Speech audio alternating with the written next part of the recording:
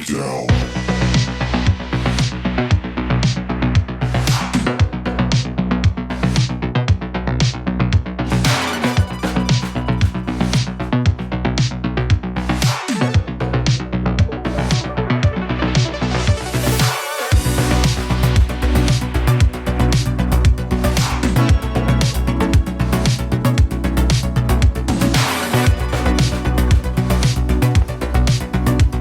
Pas devant les gens. Arrête, faut pas dire ça. Putain de merde.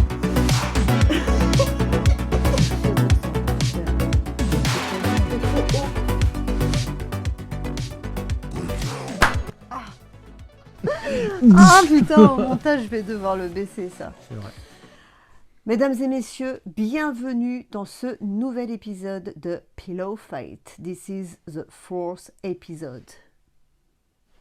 Et je suis avec mon cher époux, Salut. Gilles Rio. Bonjour Gilles à Rio, tous. comment allez-vous aujourd'hui? Attention, Bonsoir à tous. nous allons très vite entrer dans le vif du sujet. C'est-à-dire, quel est le t-shirt du jour? Non, pas du tout. Ah, pardon. Juste, comment ça va? Ça va bien et toi? Non, bah, je tenais à le demander parce que aujourd'hui, on a besoin d'énergie, Gilles. Et tu sais pourquoi? Non. Parce qu'on va parler pourquoi. d'un mot qui va résonner pour vous, ou pas. Ça serait con que ce soit pas. On va parler performance. Qu'est-ce que ça vous évoque déjà quand on dit le mot performance? Toi, ça t'évoque quoi le mot performance de manière générale? Paf, direct, comme ça, sans réfléchir. Donner le meilleur de soi-même. Ok.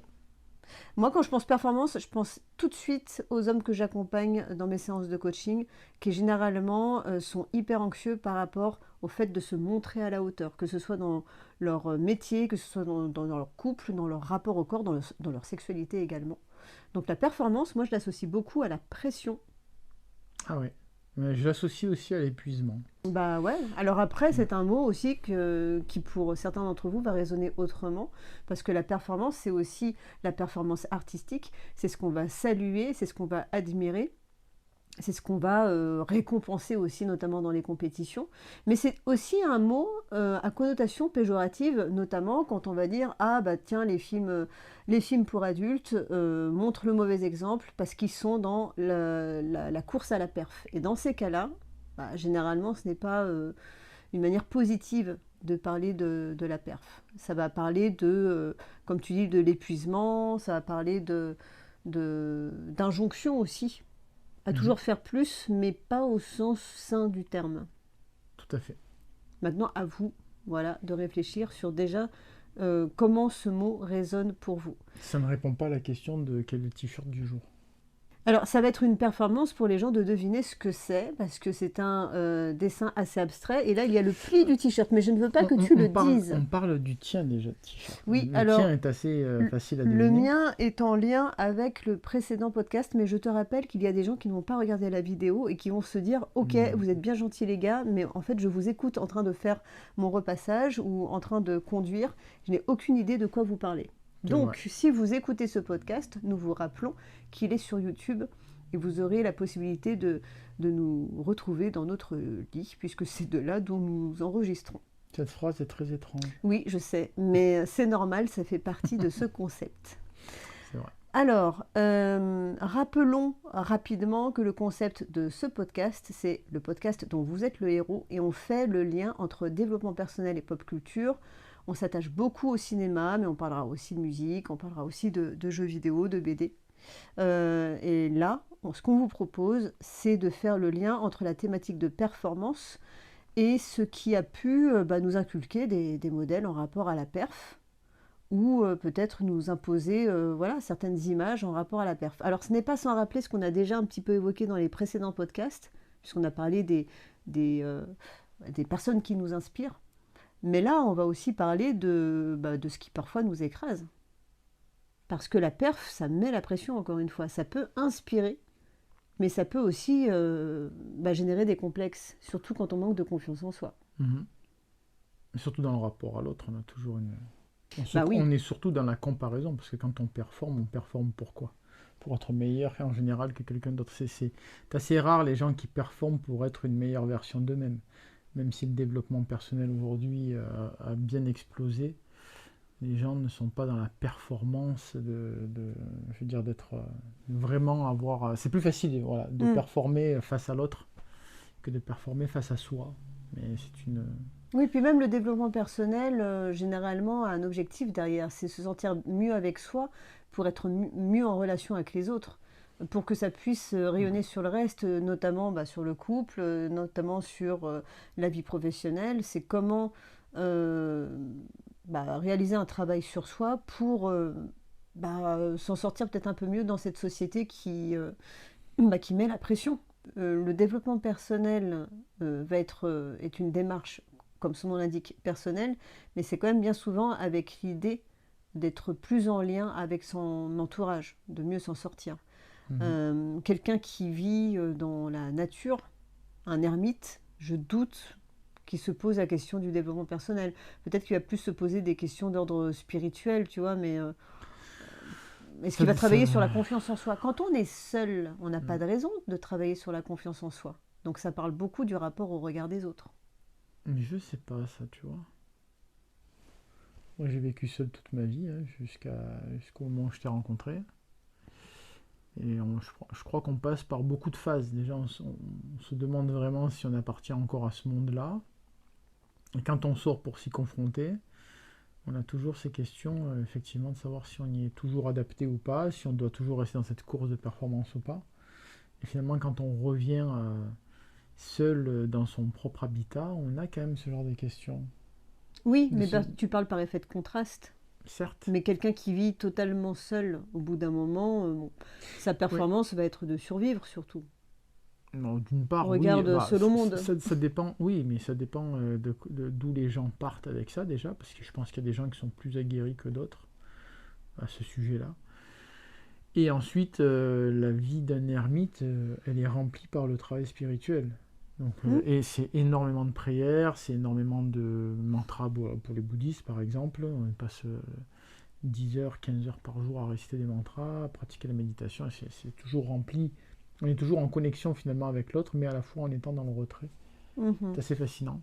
Mais ça n'a pas ils n'ont pas le temps de se poser la question de savoir s'ils ont confiance ou pas en eux ou en leur outil. Ils font ce qu'ils ont à faire en fait. Et c'est pas une question qui les travaille beaucoup. Je crois pas. Par définition, l'anachorète ou l'ermite a choisi de renoncer au monde. Pourquoi resterait-il dans la course à la performance? Tu as placé le mot anachorète, franchement, bravo. Ouais. C'était un point contre triple. Et nous applaudissons très fort Gilles Riot pour cette performance. Oh! Bon, maintenant, quand je te dis performance, tu penses à quel film? Oh, il y en a tellement. Il y a The Wrestler.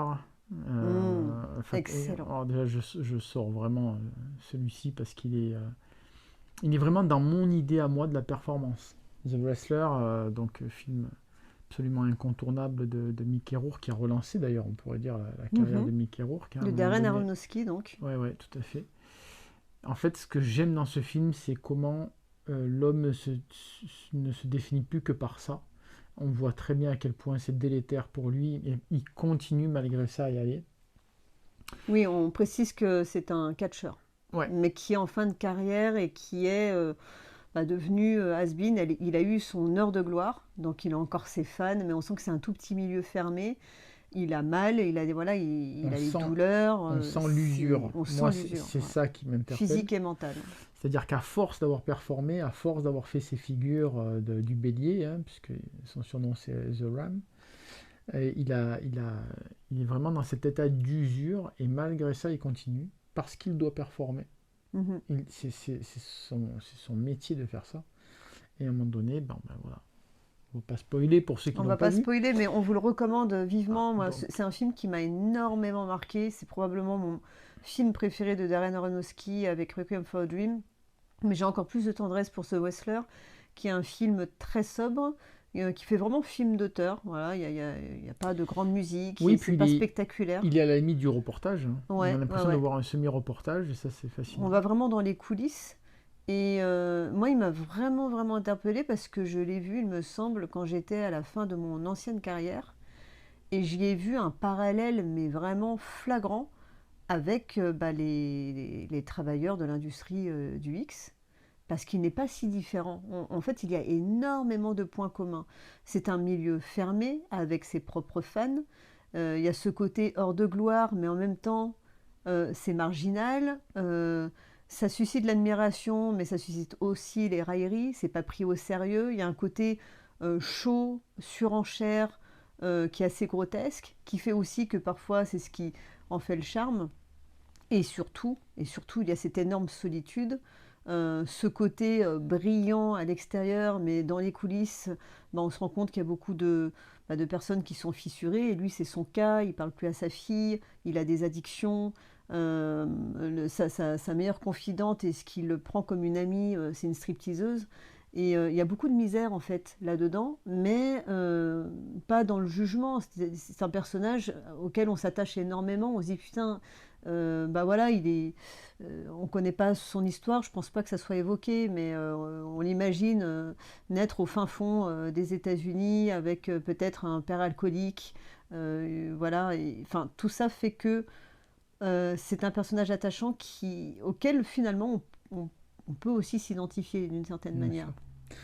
Il y en a d'autres comme évidemment Rocky auquel on Mm. pense, même si le scénario n'est pas construit autour Mm. de l'idée de performer, on a quand même la forte idée du dépassement de ses propres limites physiques pour pouvoir se confronter ensuite à un adversaire qui la plupart du temps est toujours supérieur. Apollo est supérieur, Clubber Lang a mis une misère, donc il faut le surpasser Mhm. et aller trouver ses propres ressources, voilà. Dolph Lundgren c'est pareil, etc. etc. Jusqu'à Rocky 6. Jusqu'à Rocky 6, bien sûr, où on a la performance du vieux contre la performance du jeune que tu m'évoquais un petit peu tout à l'heure hors caméra.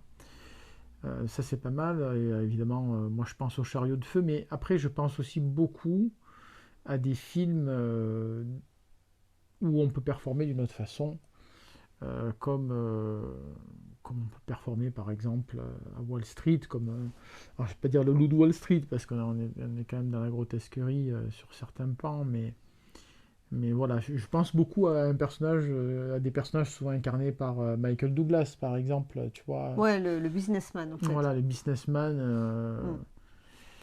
Mm. dont la performance va être de trader toujours plus, toujours plus, toujours plus, perdre le moins possible, gagner le plus possible. Voilà, ça Oui, aussi c'est intéressant. quand on parle performance, c'est vrai que spontanément, on se tourne vers la performance sportive et la performance physique. Évidemment, comment ne pas citer Schwarzenegger, qui est une performance vivante, qui est l'incarnation de la performance à long terme. Et comme il est de coutume de citer Conan le Barbare, en termes de perf, quand il pousse sa roue, par exemple, on peut aussi penser à ça comme image. Mais j'aimerais rapidement revenir sur Rocky Balboa, qui a un point commun avec The Wrestler, c'est qu'ils sont confrontés à la vieillesse, ils sont confrontés à leurs limites, et au bout d'un moment, le mental ne suffit pas. Alors, Rocky, il n'est pas fissuré comme le personnage de The Wrestler, c'est une vraie teigne, il est coriace, mais on sent, comme il le dit, qu'il a encore quelque chose dans la cave. Et ce qui est intéressant, c'est que dans les deux cas, ils vont devoir apprendre à lâcher prise. Ils vont devoir apprendre à faire Ah, le deuil, en oui, fait, du personnage qu'ils ont pu être dans sa gloire. Il y a le personnage public, mais aussi en tant qu'homme, faire le deuil, en fait, d'une version d'eux qui était jeune et à un moment donné accepter que exact, être oui. un homme, on peut être un homme, on peut être fort, mais différemment. Mais pour ça, il faut savoir lâcher. Et justement, ce qui rend faible, c'est d'être dans le déni, c'est de s'accrocher à une ancienne version de soi. Et c'est là où généralement on va à l'échec, où on s'abîme, et ça peut mener à des drames Alors moi, ou à des humiliations. je pense surtout au terme acceptation, tu vois. Pour Acceptation, ouais. moi, le terme de l'acceptation, si plus on est capable de développer sa force d'acceptation, mais accepter, ça ne veut pas dire tout accepter. Je parle de force d'acceptation dans le rapport à soi et à ses limites, hein. Je ne parle pas du rapport aux autres ou à ce qu'ils peuvent nous imposer, hein. On n'est pas dans ça. Mais déjà d'accepter la vieillesse, accepter. Moi, je ne sais pas pour toi, on a tous les deux travaillé dans le milieu du corps, justement, de façon radicalement différente. Mais moi, je ne pratique pas les arts martiaux comme je les pratiquais autrefois. Mm. J'ai pas du tout la même façon de faire, le même rythme d'entraînement, le même volume d'entraînement, la même conscience même d'entraînement aussi. Là où je répétais des exercices autrefois sans placer forcément beaucoup de concentration dessus. Aujourd'hui, c'est très différent. On préfère bouger moins, mais avec beaucoup plus de conscience. Et c'est finalement tout aussi efficace. Je pense que moi, j'ai souvent dit à mes élèves ou aux professeurs que j'ai formés, aux élèves que j'ai formés, que euh, en fait, une bonne technique est une technique qui emploie le moins possible le physique pour amener à une excellence technique. Et je crois qu'en fait, avec le temps et avec l'âge, euh, il faut être de moins en moins physique pour laisser de plus en plus de place à la technique. Mm. Et en fait, ce genre de choses se vérifie vraiment fortement. Et je pense que par rapport aux gens que tu accompagnes, on est aussi dans ça un petit peu. Et avec cette difficulté à lâcher prise par rapport non seulement aux responsabilités que ces gens ont, bien sûr, à la figure qu'ils doivent représenter, à l'image qu'ils doivent renvoyer, au fait qu'ils ont peut-être aussi une famille à côté où il faut qu'ils arrivent à tenir la barre aussi.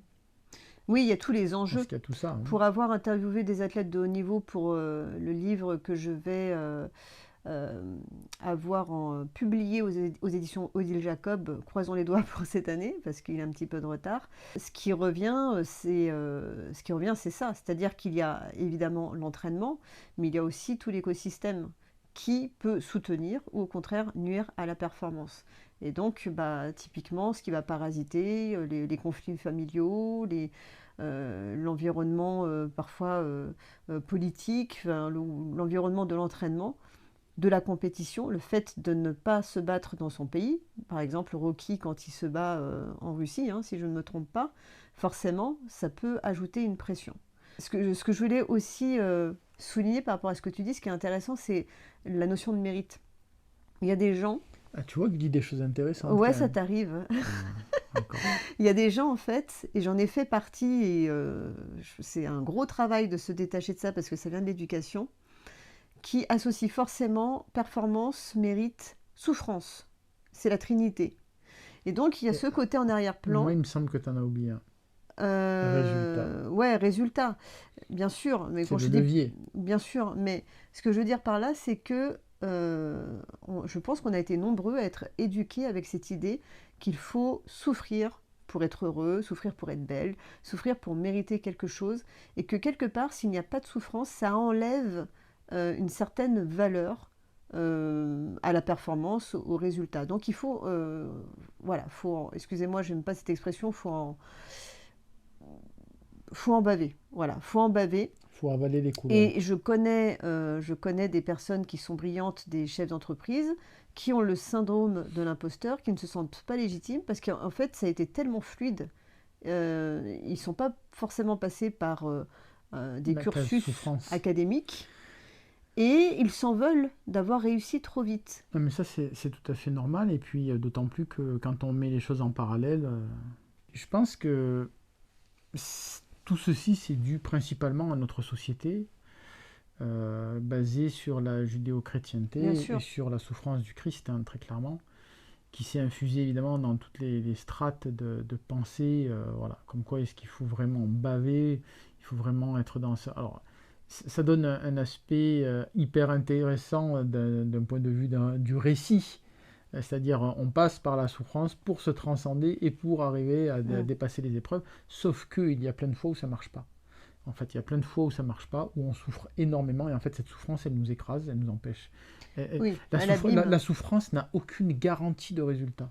Oui, puis la phrase nietzschéenne, d'ailleurs, qui ouvre le générique de Conan le Barbare, elle est très noble, mais elle est dangereuse aussi. Ce qui ne tue pas rend plus fort. Ce qui ne tue pas peut aussi te tuer à petit feu, en fait. Il y a plusieurs manières de mourir. Oui, tout à fait. Et notamment les personnes qui ensuite sont dans un burn-out, vont développer des pathologies, vont tomber en dépression parce qu'elles sont cassées. Donc attention à cette valorisation de la souffrance. Alors en même temps, je vous dis ça parce que, a priori, ceux qui regardent ce podcast sont à peu près de notre génération. Généralement, ils ont plus de 35 ans, donc on a quand même à peu près les mêmes repères. Je crois que je n'aurai pas le même discours avec la génération d'après, qui, elle, est dans l'extrême opposé. En tout cas, je parle de clichés, qui sont au contraire dans la valorisation du moindre effort. Et là, c'est encore un autre sujet, où c'est une performance de l'instantané, de l'algorithme. Alors que nous, je dis pas qu'on est mieux, mais je le pense quand même. On est quand même dans la Ouais, notion d'effort. au moins c'est clair. Et c'est vrai que le chemin, parce qu'on a parlé de la performance comme résultat, mais le chemin compte aussi, et c'est aussi ça qui fait que dans Rocky Balboa, on constate que le personnage de Rocky suscite beaucoup plus d'admiration que le jeune premier qui certes est super talentueux, super fort, super doué, mais qui n'a pas eu ce chemin. Ben, parce que, encore une fois, le chemin et le but sont une seule et même chose. Mais le chemin te permet de t'enrichir. Il t'enrichit d'expérience, il t'enrichit des moyens que tu vas trouver pour contourner les obstacles, les surmonter, les exploser, passer à travers, enfin voilà. Si on t'amène directement au résultat, quel plaisir tu auras. Alors, c'est pas que la question de plaisir, mais c'est aussi la question de On l'enrichissement. le voit avec Si l'IA. si on prend par exemple, si on prend par exemple un hélicoptère pour t'emmener en haut du Mont Blanc, alors, c'est quelque chose que pas mal de gens font. Maintenant, le Mont Blanc est assez facile à ascensionner, c'est encore un autre sujet, mais tu n'auras pas le plaisir de voir l'éclat de la neige. Tu sais pas par quoi est-ce qu'il faudra que tu passes, tu ne sauras pas quelle est la couleur des fleurs sur le chemin, tu sauras pas, T'auras pas vécu en fait. t'auras pas vu quel angle de lumière passe à travers telle montagne pour venir caresser ton visage. T'as vu la poésie dont je Ouais, peux c'est faire beau, preuve? il est romantique. Oh bah ouais. Ok. Alors, excusez-nous, mais nous avons dû faire une pause tout simplement parce que le stockage de mon téléphone était plein. Bah oui, c'est ça aussi d'aller au musée du cinéma de la miniature et de faire des vidéos avec les Gremlins, c'est le casque de Dark Vador et le scénario de Conan le Barbare. Bref. Et l'armure de Batman. Oui, on vous recommande ce musée à Lyon, il est absolument sublime. Donc nous avons dû faire une petite pause, je vous passe les détails des transferts de contenu pour avoir à nouveau de l'espace et nous poursuivons cette passionnante discussion puisque tu parlais de l'importance et de la beauté même du chemin. Oui. La performance n'est pas que le résultat, c'est aussi le chemin. Non, mais c'est sûr que on pense toujours en termes de performance, on pense toujours aussi au but. Mais le but n'est pas ce qui va t'enrichir. Ce qui va t'enrichir, c'est le chemin que tu accomplis pour y parvenir. Ce sont les obstacles que tu vas devoir surmonter, ce sont toutes les forces que tu vas devoir déployer qui sont parfois insoupçonnées. Mmh. Je me permets parce qu'en plus, dans tes nombreuses casquettes, tu es technicien son. Oui, les gens ne voient pas forcément pour ceux qui ne sont pas sur YouTube, mais je suis en train d'ajuster ton micro en espérant que ça fonctionne mieux. Parce que c'est aussi une performance de réaliser un podcast sans budget. Tout à l'heure, on pensait que c'était enregistré alors qu'en fait, que nenni, puisqu'il n'y avait plus de stockage. Et j'aimerais, mon cher époux, que tu puisses répéter cette partie que je trouve hyper intéressante, qui est celle de la voix du taoïsme et qui n'est pas sans rappeler Star Wars, juste rapidement. Non, car déjà le Tao a changé et tout s'est effacé. Merci. Tout est voué à la Voilà, on vous souhaite transformation. une bonne soirée. Allez, bonne soirée. Non, mais je disais simplement que le taoïsme philosophique, c'était un peu ce principe-là. D'ailleurs, Tao en chinois, ça veut dire la voie. Et donc, c'est sur cette voie qui tend vers l'accomplissement de l'individu, vers le gongfu, c'est-à-dire vers c'est une expression qui désigne non pas seulement les arts martiaux, mais surtout le perfectionnement de soi. Quand on emprunte la voie, et c'est évidemment sur cette voie-là qu'on va faire les rencontres, qu'on va faire ces expériences, qu'on va faire tout ce qui va nous conduire ou qui est supposé nous conduire à accumuler un peu plus de sagesse, de vision et de compassion, à faire de nous de meilleurs individus pour former ensuite une meilleure société. Et c'est pour ça d'ailleurs que les échecs souvent sont valorisés. D'ailleurs, dans le langage des entrepreneurs, il y a une grosse valorisation de l'échec comme une étape, une étape d'apprentissage, une opportunité pour apprendre et se dépasser. Mais c'est vrai que ce type de langage fonctionne pour les gens qui ont de la ressource, de l'énergie, de la motivation, de l'ambition. Il y a certaines personnes qui vont être très sensibles à ce type de discours et c'est d'ailleurs ce qu'on retrouve énormément sur LinkedIn, sur beaucoup de comptes de coaching, mais il y a certaines personnes pour qui c'est contre-productif. ça va les décourager, ça va au contraire les plomber et les ramener à une forme d'impuissance, parce qu'il y a finalement ce sentiment que c'est une injonction. Il faut que je réussisse, il faut que je sois à la hauteur. Et pour qui est un peu fébrile ou a été justement affaibli par plusieurs échecs, ça peut être compliqué. Ça peut renforcer en fait finalement la croyance qu'il y a une incapacité. D'ailleurs, moi, j'aurais une question à te poser d'ordre tout à fait personnel. Est-ce Oui. qu'il y a déjà des échecs qui t'ont arrêté dans ta vie? Bah non, Est-ce qu'il puisque y a je une suis là. anecdote que tu aimerais raconter Ah oui, euh, au travers d'un échec que tu as pu subir? oui, si, quand même. J'en ai eu plusieurs. Et avant qu'on arrive sur ce chemin, j'aimerais aussi te dire une chose, c'est que j'aime beaucoup cette citation qui dit que chaque échec est une marche vers la réussite. Mhm. J'aime beaucoup cette citation parce que pour moi, c'est vraiment ça, c'est-à-dire que l'échec n'est pas à considérer comme une fin en soi. Je pense que ce que tu viens de dénoncer par rapport au fait que les gens s'arrêtent à l'échec, c'est parce qu'ils ont une croyance limitante que l'échec est une fin, une sorte de petite mort, une sorte d'arrêt en réalité. Plutôt que d'en faire un composant de leur expérience, un composant de ce chemin qui va les mener à réussir leur entreprise. Oui, parce que Bon. le risque, en fait, et c'est plutôt humain, c'est à partir d'une expérience de se forger une croyance qui devient presque qui tombe presque parfois dans la superstition ou dans comment dire, dans la croyance ferme que ça ne sera pas possible. On finit par renoncer, par se fermer en se disant ce n'est pas pour moi. Et ça, c'est en fait beaucoup lié à l'émotion. Quand on se laisse impacter émotionnellement, bah, l'erreur, enfin le risque, même si c'est très humain, mais le risque, c'est d'associer événement, émotion avec résultat. Mm. Or, l'émotion que vous ressentez, finalement, que vous soyez triste, joyeux, indifférent à un événement, ça ne change rien à l'événement et ça ne va rien changer au cours des choses, sinon bah, votre comportement. Et donc, si vous êtes affecté et qu'à partir de là, vous vous dites bah, laisse tomber, j'y arriverai jamais, rencontrer quelqu'un, c'est pas mon truc, changer de boulot, ça sera pas possible, et ben finalement, vous vous conditionnez vous-même à ce que cette croyance devienne une réalité. Mais c'est pas facile, hein, bien sûr, hein, on est bien d'accord que c'est compliqué d'être plus fort que ses émotions, d'une certaine manière. Mais le développement personnel, la spiritualité, en fait, ils sont là pour ça, normalement, pour se renforcer et essayer, en fait, de se hisser au-dessus de ça. D'ailleurs, dans l'accompagnement, moi, c'est ce que je propose beaucoup. Je propose surtout un autre point de vue, de faire un pas de côté. Soit, en fait, de dézoomer pour observer son itinéraire et finalement réaliser qu'un événement qui prend beaucoup de place émotionnellement, ce n'est qu'un tout petit point dans votre trajectoire. Et donc, ça mérite d'être recontextualisé, d'être relativisé aussi. Mais il y a aussi le fait de se positionner d'un autre point de vue qui n'avait pas forcément été abordé. Et c'est tout l'intérêt d'être accompagné. C'est à un moment donné, d'avoir quelqu'un qui dit attends, on appuie sur pause, regarde les choses comme ça.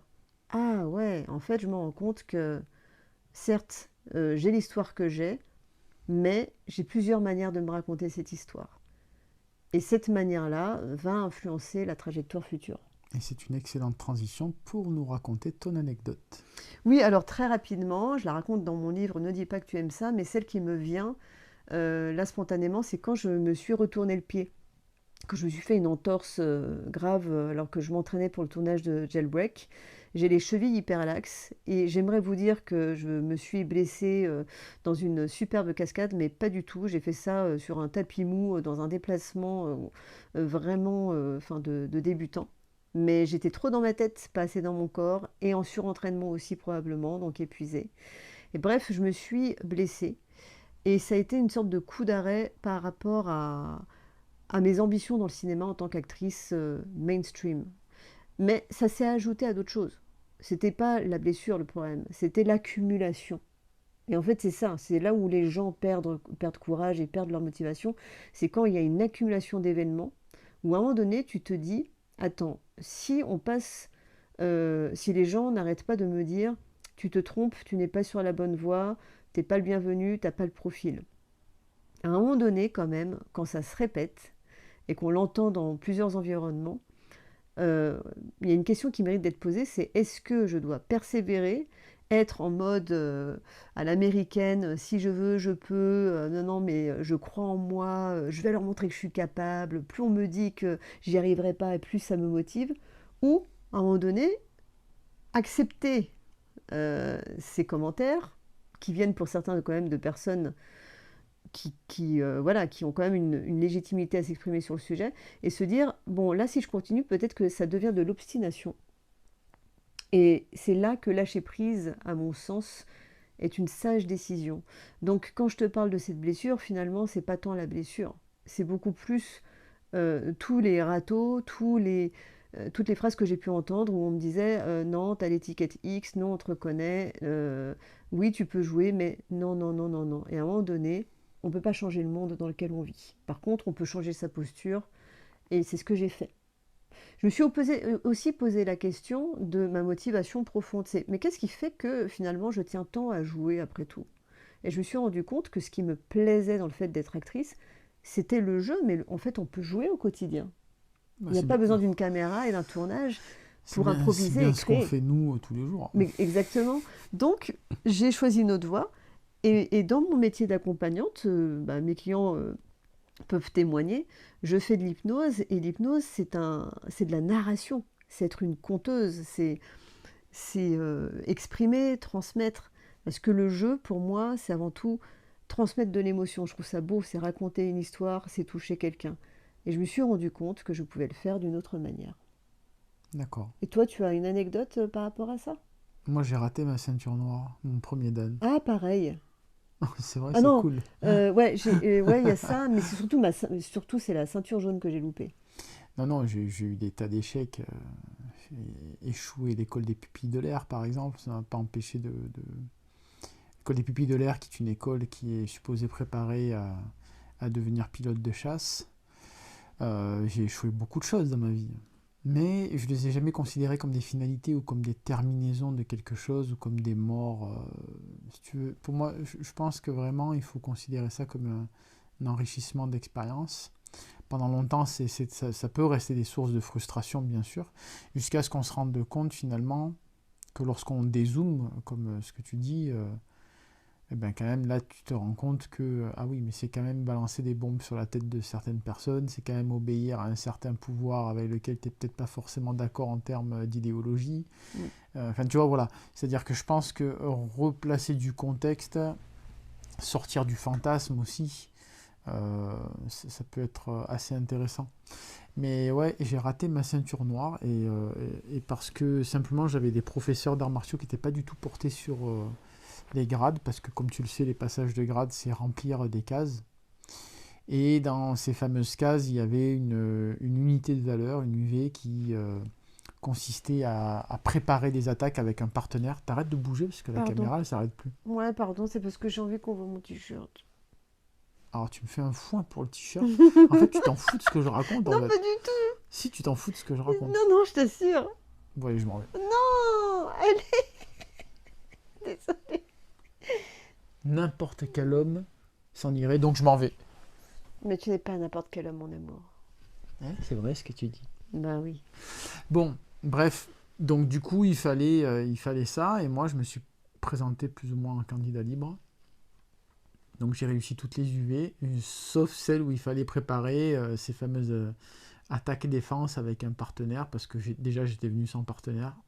Donc déjà, pour commencer, ça partait pas très bien. Et donc, voilà. Mais au lieu de me dire, bon, ben j'ai échoué ça, c'est bon, le kung-fu, j'arrête, c'est pas fait pour moi, machin, là, je suis allé dans une autre école. Je suis allé voir un professeur qui était d'ailleurs le responsable des grades à l'époque sur le plan national, dans un tout petit village dans le sud, à Cornillon Kung Fu, pour être précis. C'est juste à côté de Salon de Provence. Oui, Et, c'est à combien de kilomètres environ 13. Ouais, de Salon. C'est là où il y a un carrefour à un moment donné.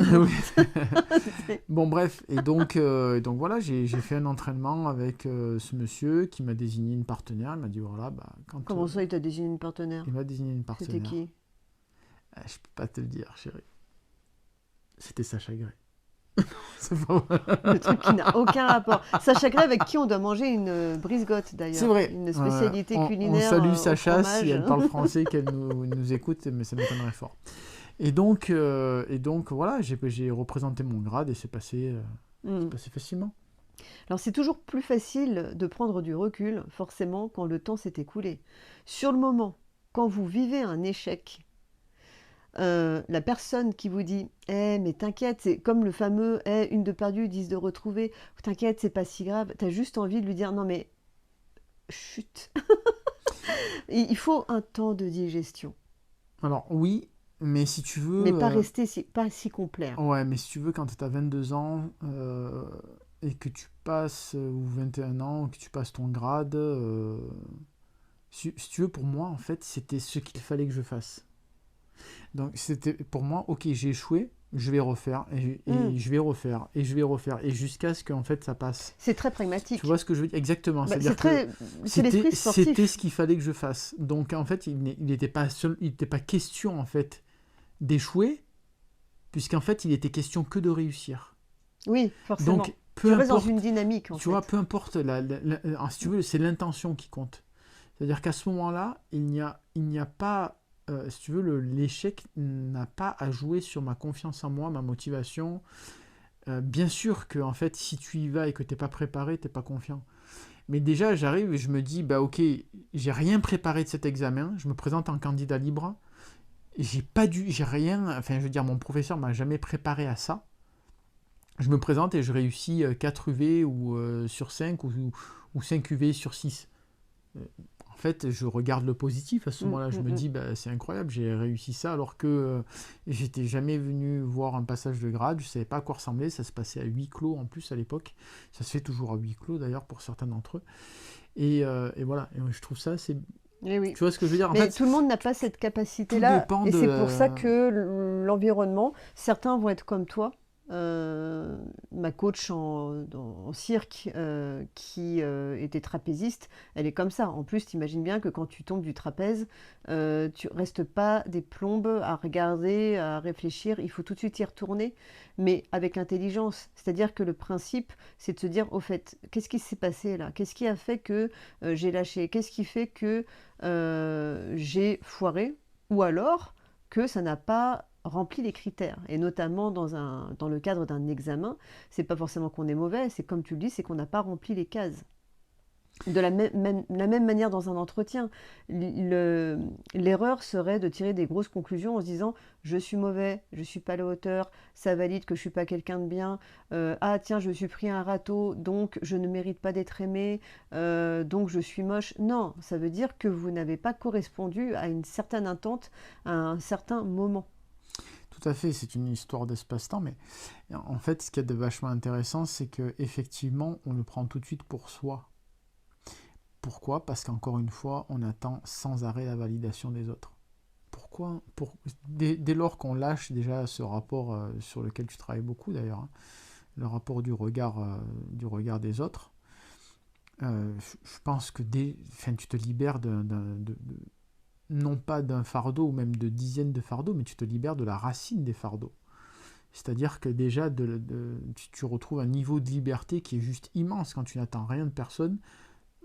Enfin, moi, je pense que tu m'as pratiqué un petit peu au quotidien, je pense que tu sais un peu comment je suis vis-à-vis de ça. Mais c'est fabuleux, en fait. Quand tu n'attends pas l'amour de qui que ce soit, la validation de qui que ce soit, la reconnaissance de qui que ce soit, je veux dire, à un moment donné, moi, en fait... Enfin, bon, je parle de moi, mais... Oui, je parle beaucoup de toi. Non, je pense pas, mais pour le coup, voilà.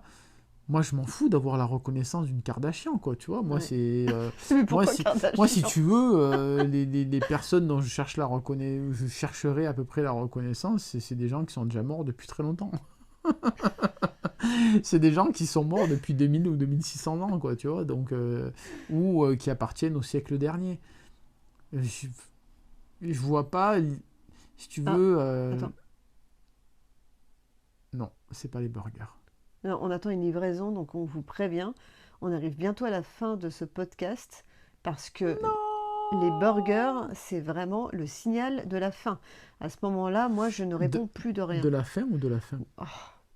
Ouais, donc, mais je pense que tu n'es Mais pas le aussi de la seul à faim, être de comme la ça. faim, une fois Je qu'on pense aura que consommé. t'es pas le seul à être comme ça, fort heureusement. Mais le rapport au regard des autres, c'est un vrai sujet et on lui consacrera évidemment un épisode ou peut-être plusieurs. J'aimerais qu'on boucle cette thématique de la performance parce qu'effectivement, les burgers vont bientôt être livrés. J'aimerais aussi qu'on se tourne, peut-être tu avais quelque chose à rajouter, mais j'aimerais quand même qu'on se tourne vers les personnes. Non, sois concentré, s'il te plaît. Oh, Mon attends, chéri, il est TDAH. Voilà, et il fallait que quelqu'un le sache, il fallait que ça soit dit. j'essaie de me concentrer.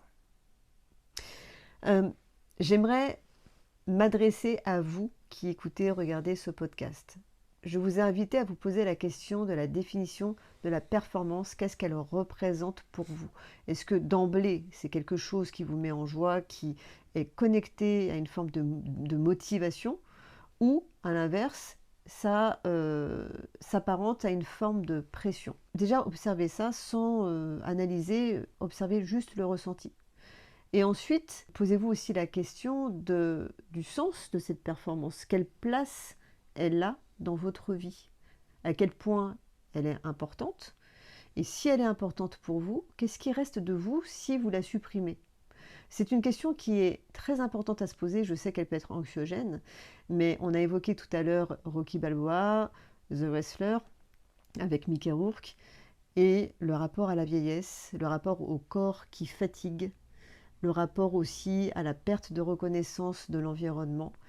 Et si on veut éviter un état dépressif ou la fameuse crise de la quarantaine ou la cinquantaine, on a plutôt intérêt à se poser la question assez tôt. C'est ce que je fais dans mes accompagnements.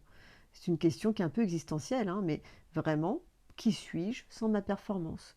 Qui suis-je quand je ne suis plus utile? Juste ça, on ne parle pas juste d'être le meilleur ou d'être productif. Ça déjà, c'est un sujet, et c'est pour ça que certaines personnes, lorsqu'elles arrivent à l'âge de la retraite, elles ont cette angoisse. C'est merde, qu'est-ce que je vais faire de ma vie, qui je suis sans ma fonction? Mais posez-vous aussi la question, qui suis-je quand je ne suis pas utile? Bon, on a eu la livraison des burgers, on reprend. Donc en gros, ce que tu évoques, c'est la différence entre être et faire. T'as perdu le fil. Mais en fait, ce que tu disais, c'est que tu parlais Oui, d'utilité. de s'accepter ou de se connaître en dehors de la performance. Et donc finalement, moi, j'appelle ça la différence entre être et faire. Mhm. On n'est pas là pour faire, on est là pour être. Oui, mais la société nous pousse à faire et à surfaire, Bien sûr, surproduire. bien sûr qu'on est on est obligé de faire pour que la société tourne rond, bien entendu. Mais quand ça devient un extrême, quand ça devient une recherche de performance extrême, c'est délétère. Tu comprends ce que je veux te dire? Oui. C'est usant, Mm. c'est fatigant. Ah, je suis bien d'accord. À qui le dis-tu? Ce qu'on aimerait aussi, c'est qu'en commentaire, vous nous postiez les films qui sont pour vous en résonance avec cette thématique de la performance, ou qui peut-être sont pour vous en soi des objets de performance. Tu vois ce que je veux dire? Par exemple, moi, The Revenant, le film The Revenant avec DiCaprio, c'est le genre de film où tu vas dire ah, j'ai pas forcément accroché, mais franchement, belle perf, la scène d'ouverture. The Revenant, Et tu veux dire. parfois, oui, enfin, parfois on va. Il y a des films, Hardcore Henry par exemple, qui a été filmé uniquement en GoPro. C'est honnêtement, au bout d'un moment, on a la nausée, hein, assez vite même, mais on va saluer l'objet parce que, bah ouais, belle perf.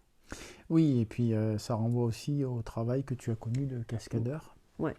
ou de doublure qui peut aussi se trouver dans des performances et qui conduisent parfois à des drames aussi, à de très belles choses, mais aussi à des drames. Et parfois, la performance se définit dans justement le zéro, comment dire, comment dire, le zéro effet spéciaux, le zéro L'analogique. surenchère. En Mm. fait, la perf, ça va être aussi la simplicité, ça va être juste une seule caméra à l'épaule et de se dire waouh, putain, ils ont réalisé ça avec tellement peu de moyens. Jailbreak est une perf au Cambodge, en l'occurrence, parce qu'il y avait très peu de budget. Mais si on. Enfin, il y a des films comme ça. Tiens, attends, il y a quoi C'est vrai que c'est une des perf de films faire super rentables. Blair Witch. Tu Oui, vois, oui, bien pas sûr. de budget. C'est vrai que c'est super, c'est une vraie super performance de faire un bon film avec très peu de budget. Ouais. Ça, alors, c'est pas mon milieu, hein, bien sûr, mais je sais apprécier ça. Et je trouve que ouais, ça, je suis assez admiratif, je dois dire, des réalisateurs, de la force des réalisateurs, de la magie même qu'ils arrivent à déployer. Parce que bien souvent, ce sont leurs petits bébés, quoi, hein, clairement. Et ce qu'ils sont capables de faire avec peu de budget, je dois avouer que ça m'estomaque parfois. Et là, je souris parce que je me dis qu'on tient le thème de notre futur podcast. Parce que quand tu dis que tu as de l'admiration pour ces films petit budget avec peu de moyens qui finalement sont de réelles prouesses techniques ou pas forcément techniques, hein, en tout cas, ils nous embarquent. À l'inverse, il y a des méga prods qui sont d'incroyables nanars. Et on en a vu un il n'y a pas longtemps.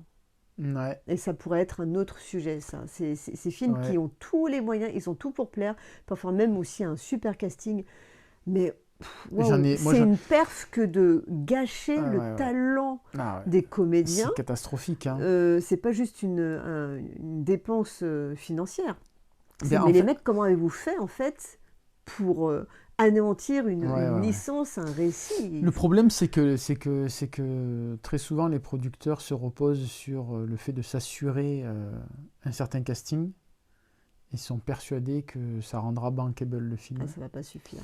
Ouais. Et alors là, nous on a eu une accumulation. Moi j'ai eu une accumulation en tout cas de très mauvais titres là.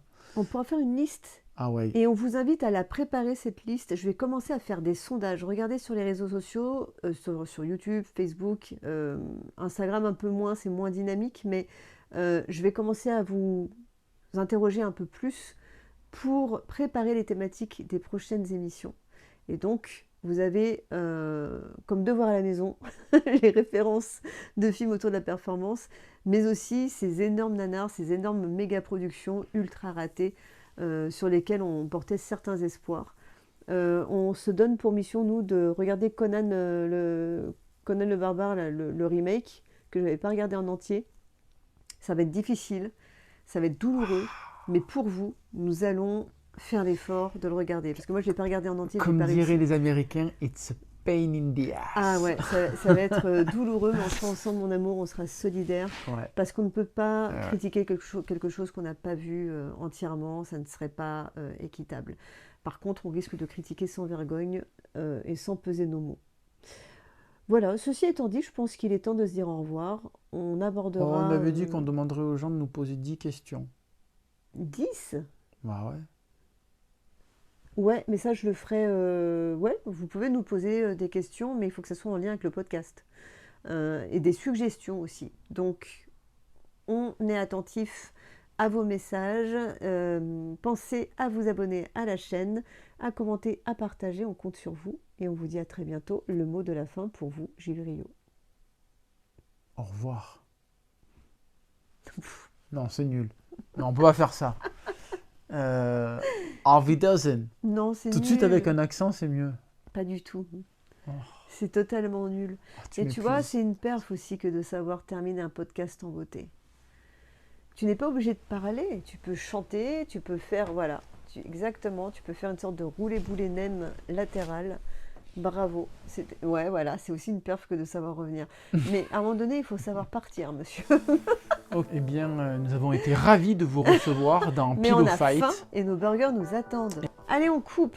Ah non, attends. Non. Ne fais pas ça. C'est fini. Il faut se dire au revoir au bout d'un moment.